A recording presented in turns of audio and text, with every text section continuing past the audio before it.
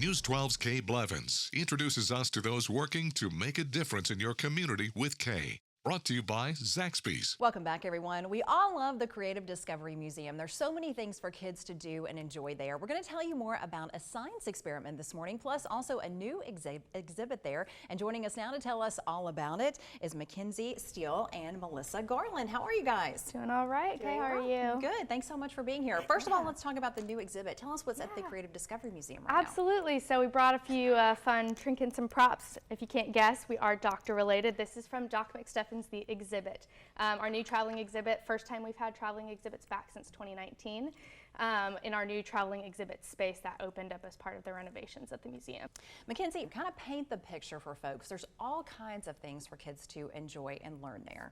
Absolutely, yeah. I mean, science, technology, engineering, arts, math, we really pride ourselves on STEAM. And Melissa can talk about that, I guess, with being part of our education team. But we really span the arts and sciences, giving things for everyone from early childhood and young kids all the way up through teenage, high school, into adulthood. I mean, we have adult-only events that I have a blast at, so there's something for everybody. Tell us a little bit about what you have today, Melissa, and how it kind of pertains to what you have in the museum.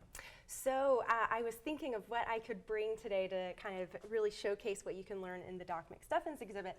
And so we've got some really cool scientific tools or medical tools that Doc McStuffins uses.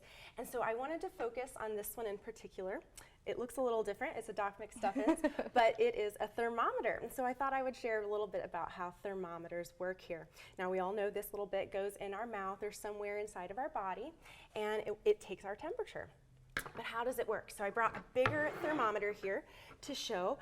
We've actually got this tool here, or this tube here in the center, and inside of that is a bit of matter. Now, in most thermometers, it's some sort of a liquid state. So, you know, matter can be in a solid, liquid, or gas usually. And we've got a liquid here in this tool, or in this tube. So the liquid right here, it doesn't go in our bodies, but our doctor thermometer would go in your body. And what happens is when that liquid when it heats up, it does something really special. So we do this in our matter show that we do for school groups. So we explain what happens when matter heats up and when it cools down. So when matter gets really, really hot, it does what we call expand. Wow.